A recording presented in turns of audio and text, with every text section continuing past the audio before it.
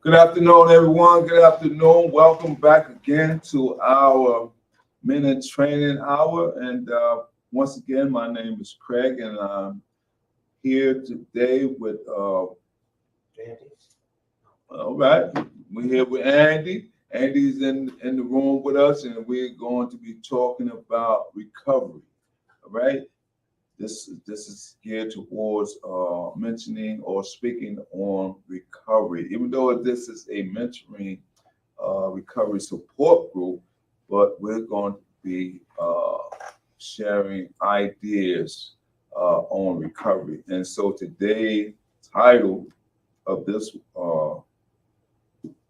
the title of this piece of work document is Overcoming Common Obstacles and Recovery. And this article is brought to us by Hollywood Hills Recovery.com. If you go online, search for Hollywood Hills Recovery.com, you can retrieve this article. And so without further delay, what is sobriety? Good, I'm glad you asked.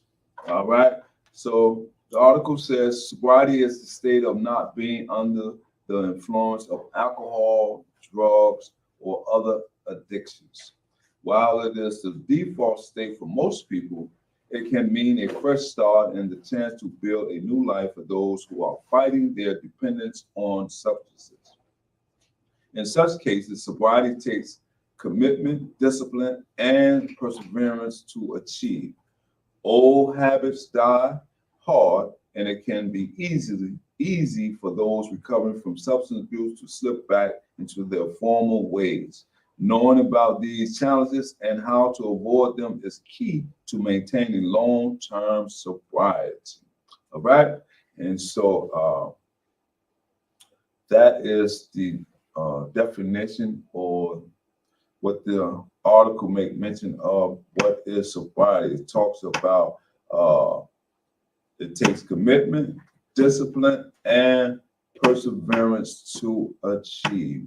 And so this take work, basically, and sum it up, it takes work to maintain sobriety. And so by that, you will have to look within yourself and do a self-examination constantly. And so by that, I'm saying you have to really work on improving your lifestyle to a healthier lifestyle daily, not just when you feel like it, but daily. Or I always like to say, what can I do today different or better than I did yesterday? How you look at sobriety, Andy? Sobriety, well, first off, I look at it as putting down like the drugs and alcohol. Not having any drugs or alcohol.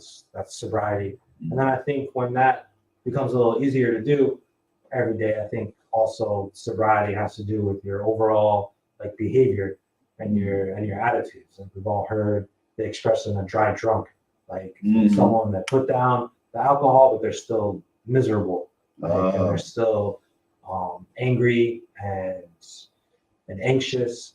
And so I think that sobriety means like overcoming those behaviors that come from like drinking or using drugs as well. Yeah, the underlying issues or underlying behaviors. That's a great point. I'm glad you made mention of that.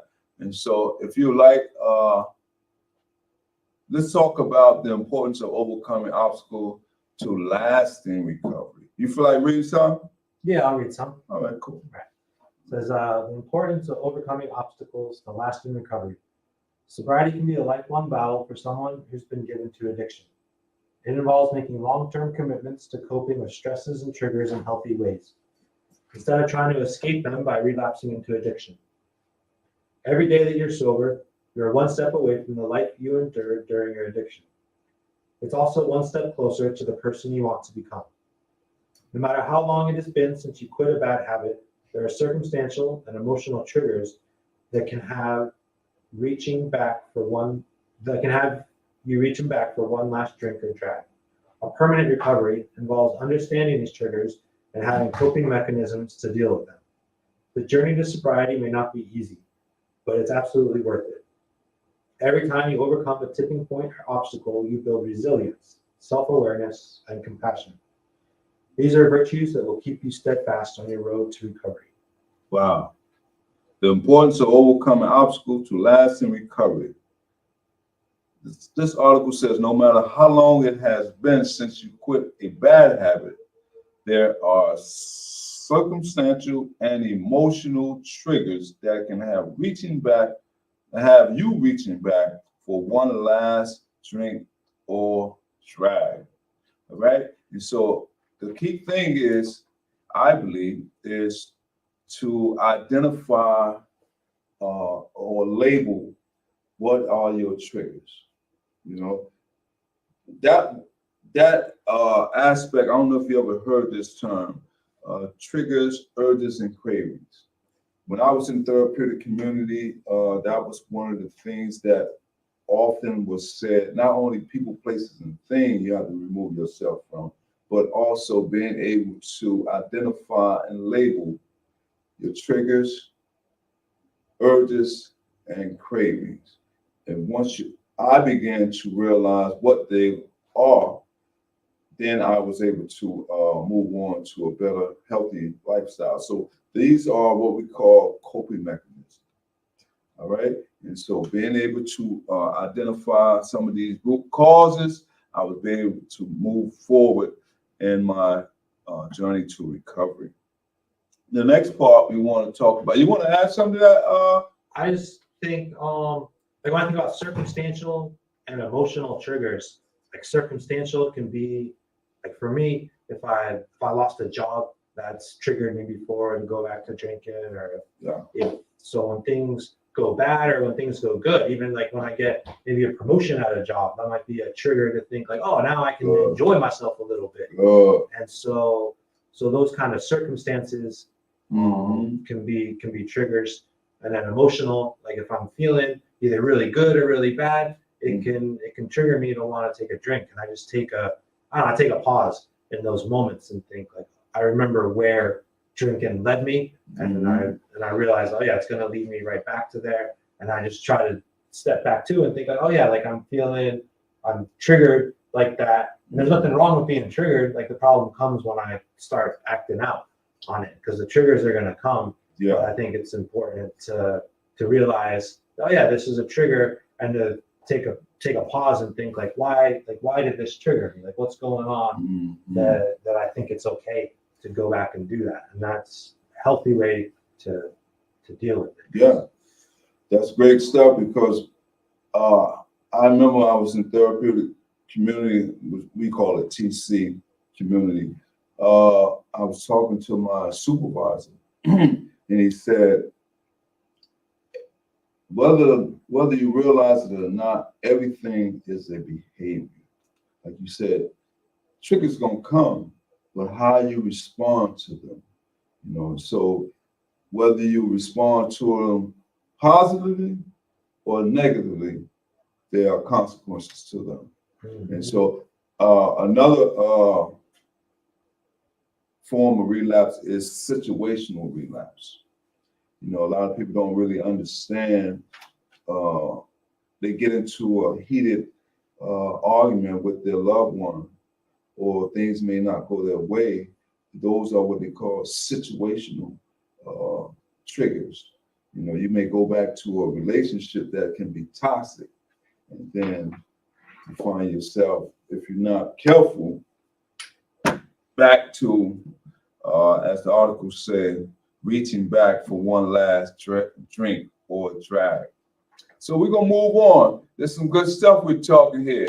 All right, and so now we want to talk about common obstacles in sobriety.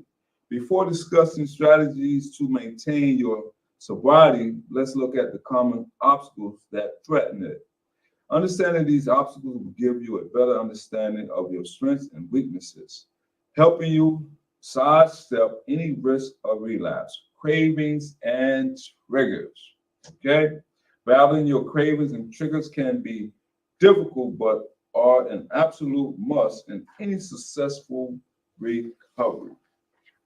Cravings are intense urges to use the substance you're addicted to, like drugs or alcohol. For instance, a heavy drinker might have certain neural connection rewired in the brain. For such a person, a bad day at work, as Andy mentioned, is all it takes for cravings to resurface. He said they're going to come. However, these cravings and triggers is how you respond to it. A trigger is a situation, emotion, or person that increases your risk of relapse. For instance, running into a group of friends who share your addiction can trigger you to fall back on your bad habit. That is so true. I can attest to that as well because before I had the courage to say no, I remember a situation when I thought I was working on my recovery. I said, I'm not going to use again. And then someone that I used to use with came along with the drug, and I didn't have the courage to say no. And I went back to using. All right. So to overcome cravings and triggers effectively, you first need to identify them. It's different from different people for different people. Keep track of the people, places, or situations that make it difficult for you to say no. Social pressure and isolation. This is another one. Social pressure and isolation. Recovery can mean distancing yourself from the friends and lifestyles you were used to during your addiction. Unless managed adequately, the resulting feelings of isolation can cause you to relapse. It's the same with social pressure. Being in company that uses the same substances you were addicted to can sometimes prove overpowering. Fighting isolation and social pressure requires a support group of friends and family, healthy activities that you can engage in, and people of similar experiences you can share your thoughts with. Co-occurring mental health disorders. All right. This is something that a lot of people is not aware that. And when we talk about co-occurring, we're talking about someone who has been diagnosed as having a dual diagnosis, mental health and a substance use issue. So that is the mental and the physical. Mental health comorbidities or co-occurring mental health disorders can be a significant obstacle to sobriety. Battling an addiction is much more difficult for someone suffering from a condition such as PTSD, anxiety, or an eating disorder. That is because mental health disorders are what often drive individuals to addiction in the first place. We call that, or I like to call it, getting down to the root cause of why people use drugs or drink alcohol or use drugs. A lot of times, people may not have an idea of why they use. And you may say, "Why you use drugs?" Oh, I see someone else use it. Well, that can be true too, but there can be some underlying issues, as the article says, PTSD or an anxiety or eating disorder. So that's something that medical professional people look at. So anytime if you think somebody who may have mental issues as well as substance use issue, we recommend that they see professional or seek professional help always. All right. All right.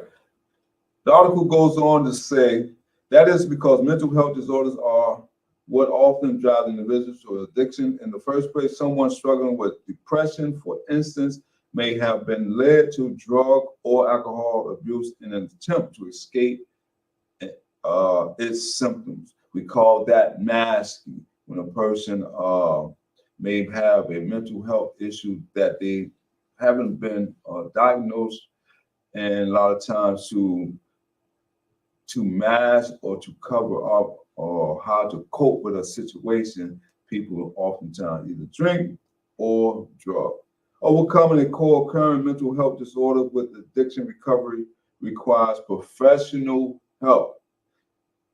It usually takes integrated therapy to address your addiction and your mental health disorder simultaneously. All right. And so that's why I say I was fortunate to go through a therapeutic community or therapeutic program where they address both the mental health aspect and the physical substance abuse. All right. Let's move right along. You want to say something? If not, I mean, we can move on. Yes. All right, we'll move right along. I will ask you if you would like to read. Yes. Hold on, let me. Okay, you said yes before I can. Okay, cool, got you. All right, go ahead. All right. Strategies for overcoming obstacles in sobriety. There are sure to be challenges in your road to recovery, but none of them are insurmountable. The right mindset, strategies, and support are often all it takes to turn your life around. Here are some tips to help you in that regard. Identify your triggers. Take careful note of what triggers you and the situations that provoke a relapse, and avoid them as best you can. If you cannot avoid them, work with your therapist to find healthier ways to cope with them. Keep yourself occupied. As you're building a new life, define your goals and ambitions for the future and keep working towards them. Occupy yourself doing things that make you feel good and proud of yourself. Make the right friends. Connect with people in support groups, sober friends, and family. Spend time with those you love and stay away from people and groups you know have the same habits you're trying to quit. Develop self-care habits. Your body needs enough sleep, nutrition, exercise, and rest to recover. Self-care includes caring for your mind too. Engage in mindfulness habits like meditation or journaling to keep emotions in check and stay centered. Mindset is everything. Remaining positive is half the battle won when it comes to addiction recovery.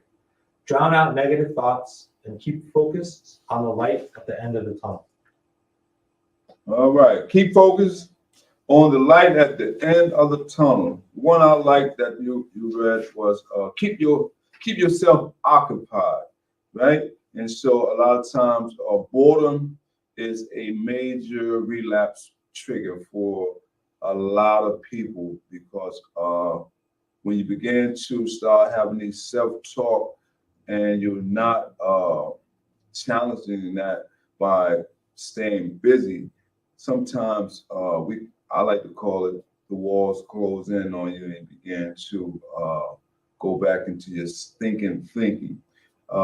There's another story that when I was in, I guess I got a lot of them, but my main experience with recovery or the process of going through recovery was doing the therapeutic program.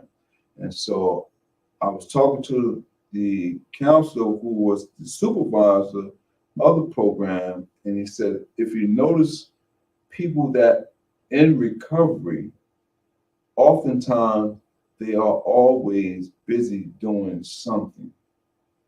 And I said, why is that? He said, because they do that to keep their mind off their addiction.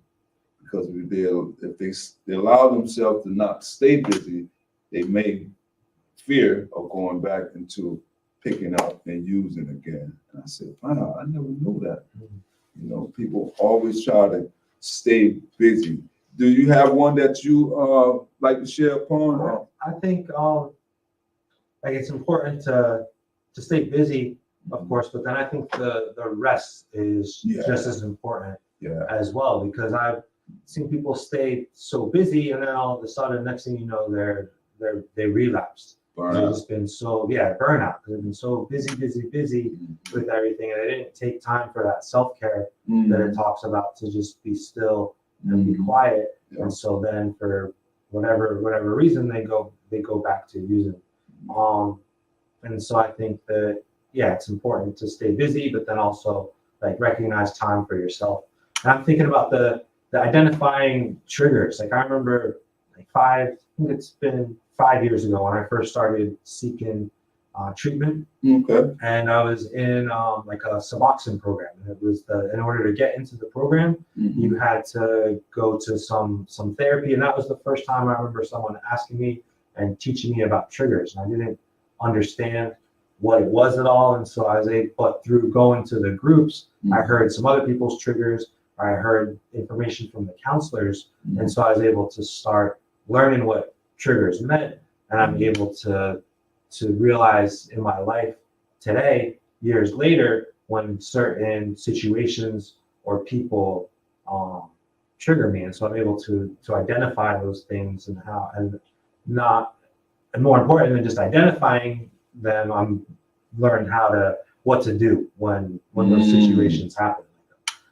Nice. So do I need to take some time for self-care? Do I need to talk to someone in my support network? And so it's really important to identify and to do something about your triggers, because you're not going to be able to avoid them altogether. They're going to come up, but when you recognize those things going on, you're able to have positive coping skills to deal with them. And you sound like a certified peer recovery specialist already. Hey, man, I like that. Thanks for sharing, man. That's some good information, because I like the point where you talked about self-care. You know, that is so true, because we hear so much in this field of alcohol and drug addiction, that a lot of times, if we spend so much time giving out or taking care of others, and we don't take care of ourselves, we can have that burnout, you know. And so rest is very important, and I agree with you 100%, because you're no good to someone else if you ain't taking care of yourself. All right, so we're gonna move on. We're doing good. I like this segment here, and I like what we're talking about: developing coping mechanism. Now we get into the nitty gritty. All right, not gritty from the Islanders, not the Islanders. What's the team, soccer team from Philadelphia? Not ice hockey.